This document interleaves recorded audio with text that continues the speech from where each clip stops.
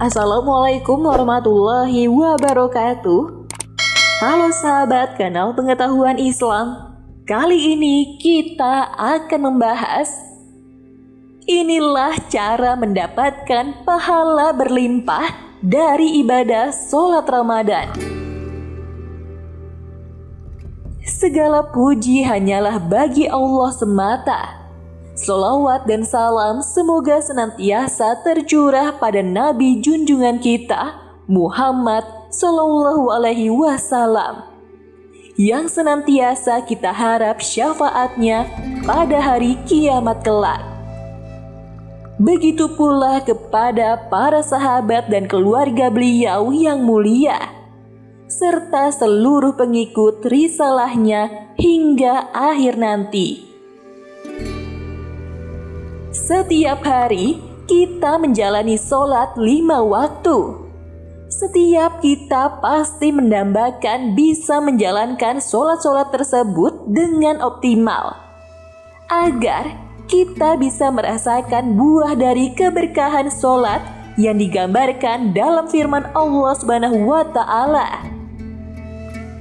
Pada Quran Surah Al-Ankabut ayat 45 yang artinya, sesungguhnya sholat itu mencegah dari perbuatan keji dan mungkar. Jelas tersirat dari ayat tersebut bahwa sholat kita seharusnya mampu menjaga diri kita dari perbuatan dosa.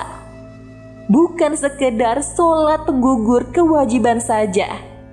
Namun, kenyataan menunjukkan hal berbeda. Betapa banyak orang yang sholat tapi masih terasa ringan dalam berbuat maksiat dan dosa. Oleh karena itu, menjadi penting bagi kita untuk berusaha meniti langkah dalam mengoptimalkan sholat kita. Terlebih lagi bulan ini adalah bulan Ramadan, penuh keberkahan yang di dalamnya dilipat gandakan segala amalan, termasuk diantaranya ibadah sholat. Setidaknya ada 3 langkah optimalisasi sholat bulan Ramadan yang perlu kita renungkan dan praktekkan dalam sholat kita sehari-hari. Antara lain sebagai berikut. Pertama, optimalisasi dari sisi awal waktu. Allah Subhanahu wa Ta'ala berfirman pada Quran Surah An-Nisa ayat 103 yang artinya, sesungguhnya sholat itu adalah kewajiban yang telah ditentukan waktunya atas orang-orang yang beriman. Sholat adalah kewajiban yang terikat dengan waktu. Karenanya, menjadi langkah terbaik bagi seorang muslim untuk menjalankannya di awal waktu.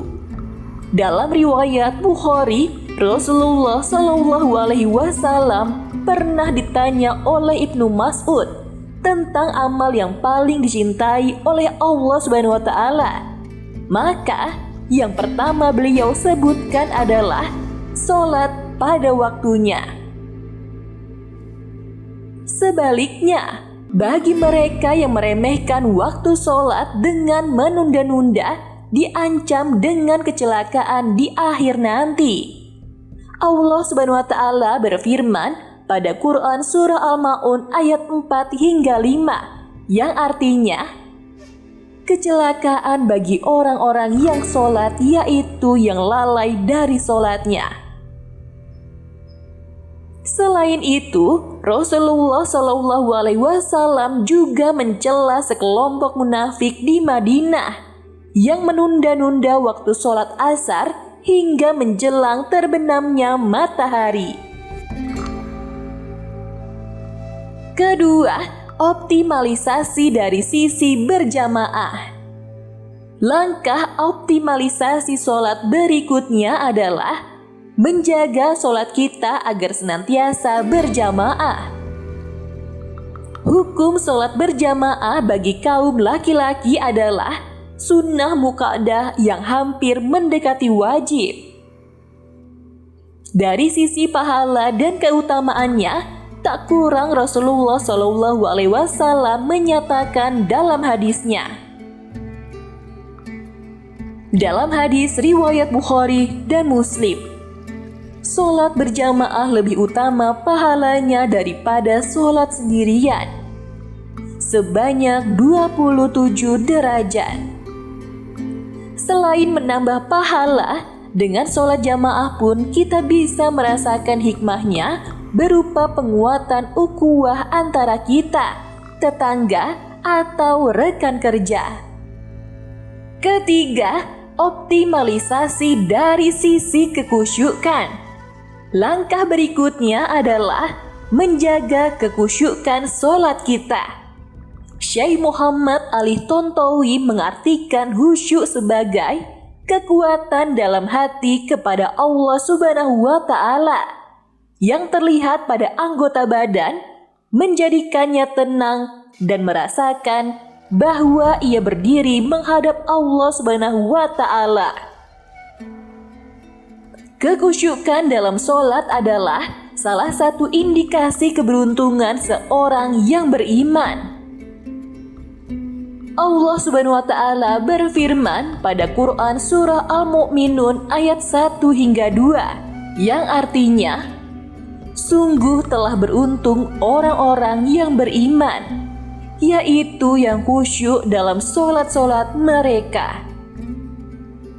Untuk mendapatkan kekhusyukan tentu banyak hal yang harus kita upayakan, seperti memahami fungsi dan hikmah sholat, mengenal keagungan Allah, dan tentu saja dengan memahami ucapan dan doa yang kita lantunkan dalam sholat kita. Akhir kata, semoga sholat yang kita jalani setiap hari tidak lagi menjadi hiasan dan penggugur kewajiban, tetapi menjadi momentum yang dinanti-nanti untuk dijalani dengan optimal, agar mendapatkan buah dan berkahnya di dunia maupun di akhirat. Semoga Allah Subhanahu wa Ta'ala memudahkan. Wallahu a'lam bishawab. Semoga informasi ini dapat menambah pengetahuan kita tentang Islam. Wassalamualaikum warahmatullahi wabarakatuh.